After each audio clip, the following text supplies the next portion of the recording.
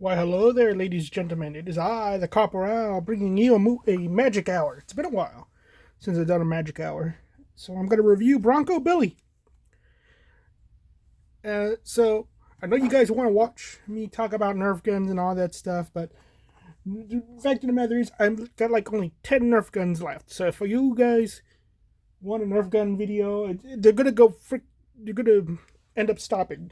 Okay, so I want to go like in order of Nerf, Lego, and Magic Hour.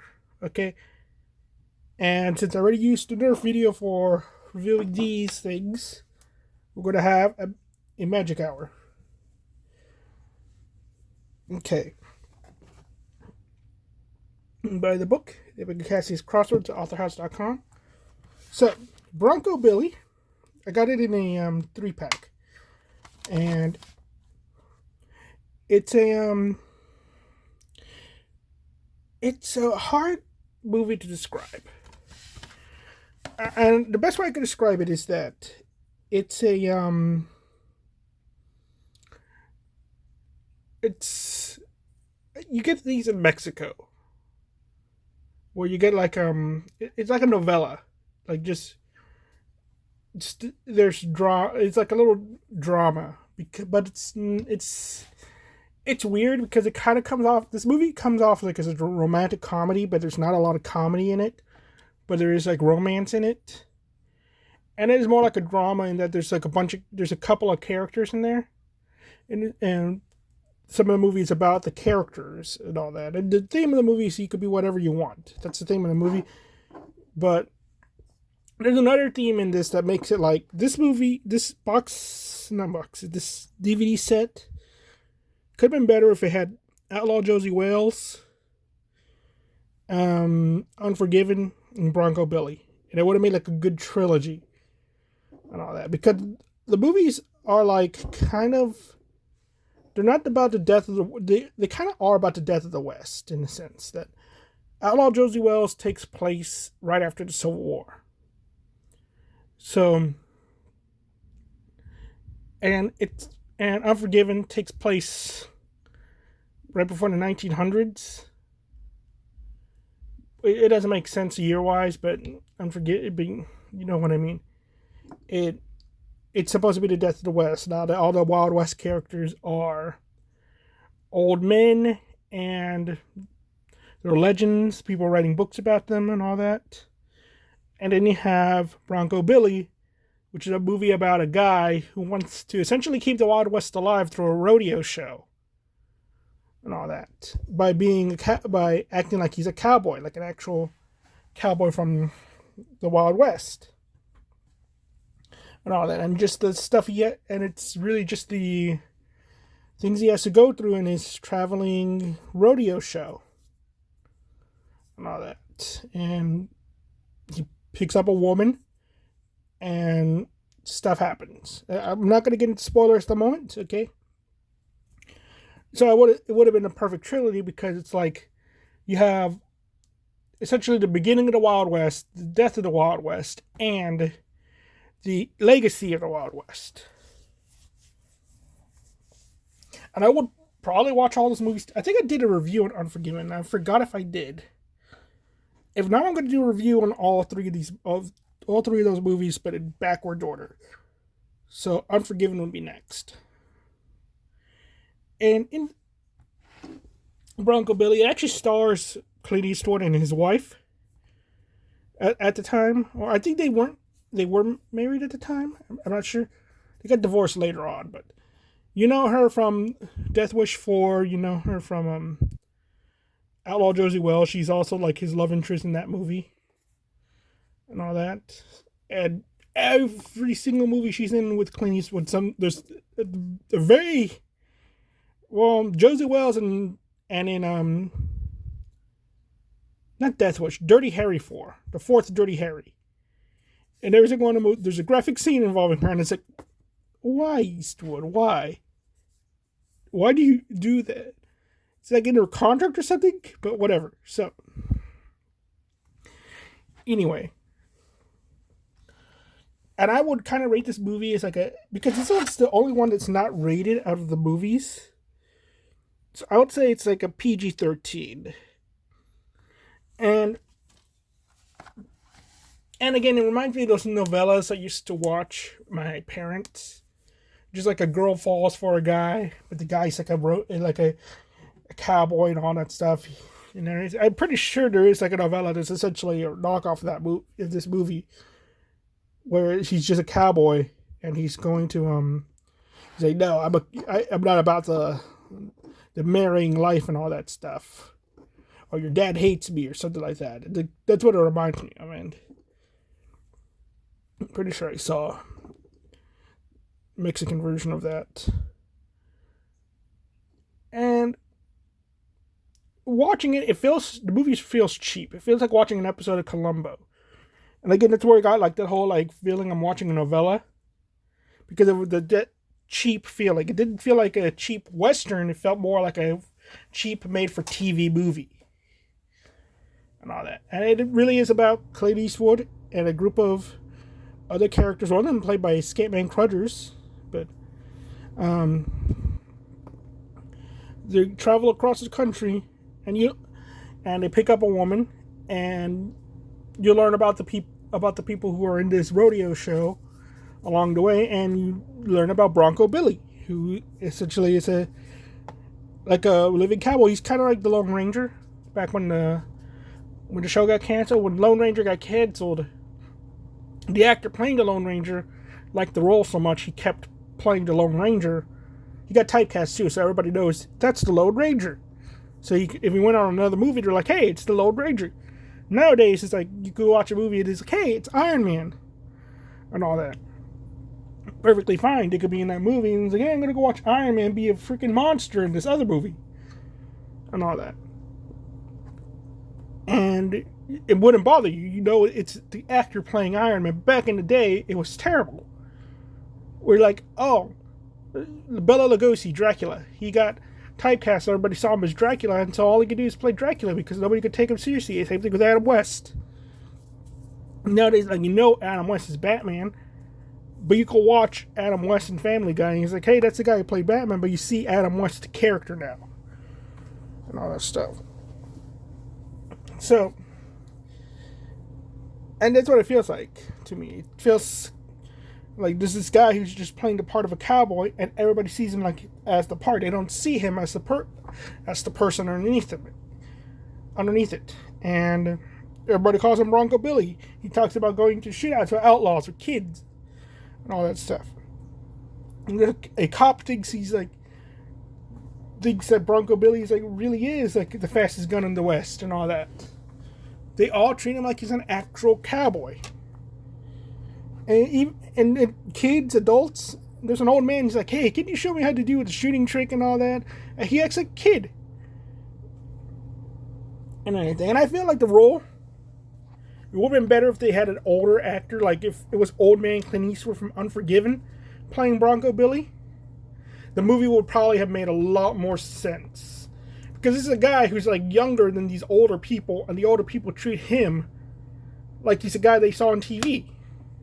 So I feel like there might have been a script rewrite with the movie. Like they wanted an older actor, like they wanted John Wayne to be in this movie, and they couldn't. And John Wayne passed away or something. Like that's what it feels like. And I don't know any of the behind the scenes for Bronco Billy.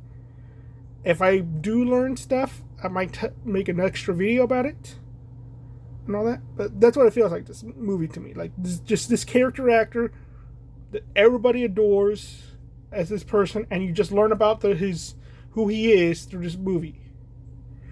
Now, onto the spoilers. So, essentially what is going on in the movie is that, I forget the name of the woman. Her name's Antoinette in the movie. She marries a guy, doesn't like him, and he just abandons her. And she has no money, and she picks a ride with Bronco Billy and his crew, who are circus performers, like a rodeo circus performers, who are trying to make enough money to buy themselves a ranch so that they could make their own Little Wild West theme park. You know how like kind of like a Renaissance fair. I don't know what they're called. I know that they exist. Like you go out into the country and you could go live your day like a cowboy and all that stuff. They have an Indian guy and his wife there. They have this MC. And they have two other cowboys. One that does the ropes and one who has like a claw hand and everything. No, it's just these troop of guys and everything, and they all respect Bronco Billy. He's the leader. He's the boss, and all that. But they bring Antoinette onto the crew because they need a girl for Billy to shoot at and throw knives at, and everything. So, but they think she's bad luck, and trouble ensues. Like car breaks down, or like the or other stuff. I'm not gonna get into every spoiler, but they get like a bunch of bad mishaps, and that's where you learn like, okay, and that's what she learned, like traveling with them, like, oh, all of you are like convicts. You used to be convicts and all that, which is something that's dropped in the movie, which makes me think like, yeah, there was some kind of rewrite, because they mentioned that early on that Billy did time in prison and with everybody else, but at the beginning of the movie, there's a scene where Billy talks about how he rescued all these people from like their miserable lives, but he did time with them too, so it makes no sense. So the only way it makes sense is that he one of them got out of jail at a different time, and he went and visited them, and they were kind of messed up. Let's see. Unless I'm like mistaken, and that person wasn't in jail, and he and all that stuff. That could have been it. That I'm probably mistaken, though I don't think so. But anyway, so yeah. So Antoinette's like, oh, I'm stuck with a bunch of convicts, and then you learn more about them. Like, okay, so the Scatman Crudger's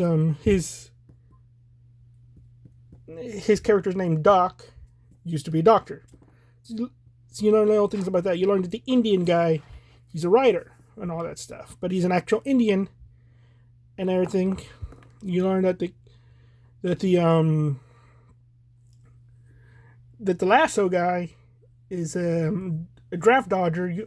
All these little weird things about these characters that they're just all on the run, but you get this lesson of you could be whatever you want. They're not defined by who they are anymore. And when you learn who Bronco Billy is, like who he actually is, which again, it doesn't make sense with the whole backstory of he was in jail. You learn that he's he used to live in I'm not going to get into full spoilers. He used to live in the city. He doesn't want to live in the city. He never wants to go back to the city. That's why he always performs in small towns and everything. And he's just like, I always wanted to be a cowboy. Ever since I saw a cowboy movie, I wanted to be a cowboy. And so he just devoted his life to being a cowboy. And it's a very comedic scene, again, making me think that this movie was written to be a romantic comedy. But part of the way through, something was changed in the script, because it's like right in the halfway mark, or like the 2/3 mark. That scene happens where he explains that I want to be a cowboy. That's where the movie starts to become funny. So, and the character does like a big 180 change in their attitude and all that. So yeah, that's where I'm like, I was a bit confused, because it kind of felt like a different movie. And so, with all of that in there, Antoinette has been declared dead, but she gets rediscovered again because her husband, quotation marks, abandoned her and claimed he unalived her. And so, but when they find her, it's like, oh, okay, and then you learn that she's really rich and all that. Well, in the movie she's really rich, but everybody with her didn't believe that she's really rich.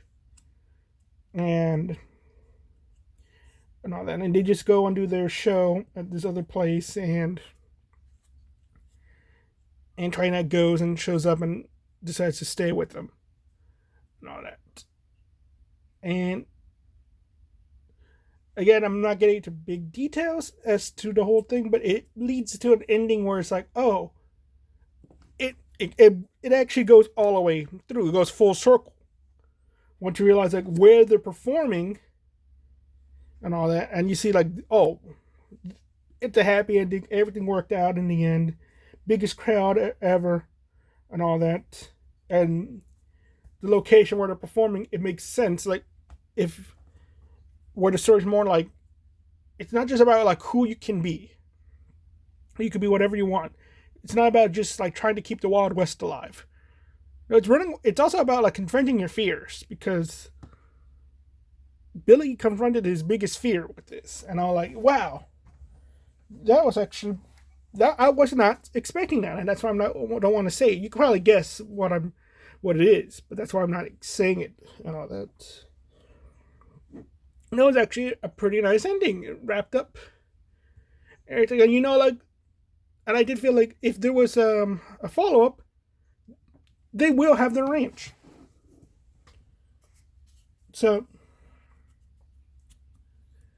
and how would I rate this movie? Because it's not like it's not like watching a western. There's like one shootout scene, and that's it. And it's early on in the movie, and from then on, the only time they use their guns is for their circus act.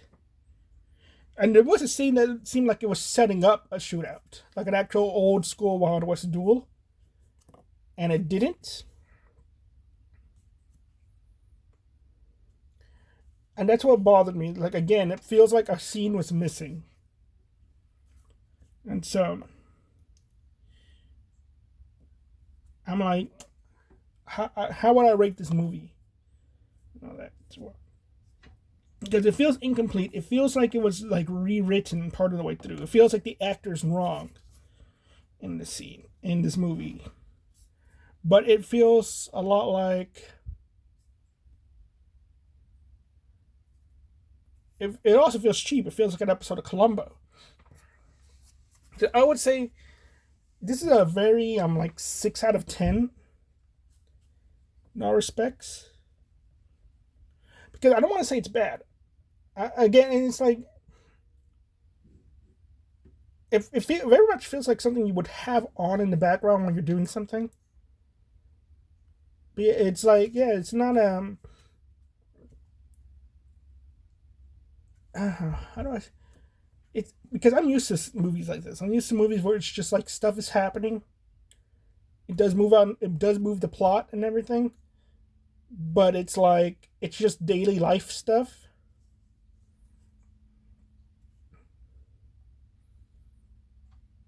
Like they go to a bar and all that, or so. Yeah, because I wouldn't say it's boring. I was entertained with the movie as well. I was very much like, oh yeah, I'm watching it, I'm enjoying it, and all that stuff. But again, that's my upbringing. But for other people, I don't think they would like it. Like it's a very weak Clint Eastwood movie. Like there's one scene in the movie I could see, or maybe two. You can see where people would remember it. But I can't quote any lines from it. Like in Dirty Harry, he has a new line in every movie, like "Go ahead, make my day." And in Outlaw Josie Wells, he just does the spitting all the time. But I could pretty much remember that entire movie. And Pale Rider, I think it's more like Pale Rider in a sense, because throughout most of Pale Rider, again, there's not a ton of action. There are fight scenes. There was a fight scene in this movie in the bar, but in Pale Rider, it's mostly like he's interacting with other people. So again, it's very much like just doing stuff with people.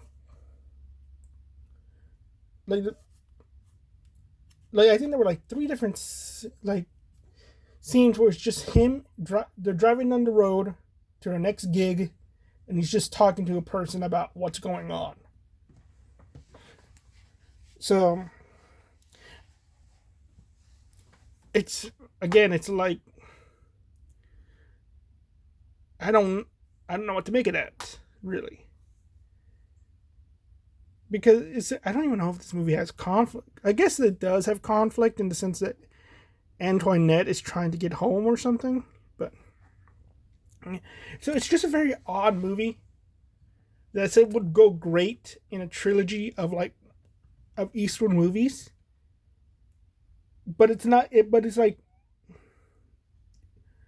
it does encapsulate the Wild West is dead. There's no more gunfights and anything. You have the scene where it's like everything looks like it's going to be high noon. I don't know, everything is pointing to these two guys are going to have a shootout at high noon, and that doesn't happen at all. Because how can it happen? It's the modern day. You can't just have a gunfight with somebody and everything. The conversation going on in that scene is like, you're the fastest gun in the West. I'm pretty fast shot myself. I want to see who is the fastest one in the West and how are they going to do that? And all that. That's the question. And it's like, it's very depressing. Because they go through different Wild West tropes through this movie. Like a bank heist and all that. They go through these different tropes. And it's just like how different it is when you think about it. Where, the good guy freaking stops a bank robbery, and in the Western, it's like, oh, he's a town hero. He gets made deputy, and here it's like, no, I just got to go back to my circus. Everybody come by, give me money. And I'm like, oh. He wants, there's no ranch or prairie dogs for him to go back to. He's working to get the whole ranch into prairie dogs where the antelopes roam. And all that. It's very sad. And I do kind of get a bit depressed watching this. I've watched it 2 or 3 times already. And I'm like, oh, I'm pretty sad. And all that. Because it very much is like, we're never going to have that anymore. And me, I'm like a Western guy and everything. I have the cowboy hat. I have the duster. I have the revolver. And everything. I eat nothing but beef and potatoes and skillet. I think I need to see a doctor about my intestines. But yeah, it's just... And I give it a 6 out of 10. But it's like... the movie's very okay. Just very generic. Very this should be a TV episode, like a TV movie. It probably was, for all I know. Or maybe it was intended to be. And I was like, but it got me just being sad for a time that we have lost. It will no longer ever exist when you think about it. There aren't any more cowboys anymore, are there? And really, it's just about guys like me who write cowboy stuff, who wear the hat and the duster, what we try keeping alive, try to be every day. So it's more profound for me than it probably is for you. To you all, this is just a movie, probably one of Clint Eastwood's weakest movies. To me, it's very much like, it just reminds me of what I'm trying to do. Well, thank you all very much. You all have a nice day. Bye-bye.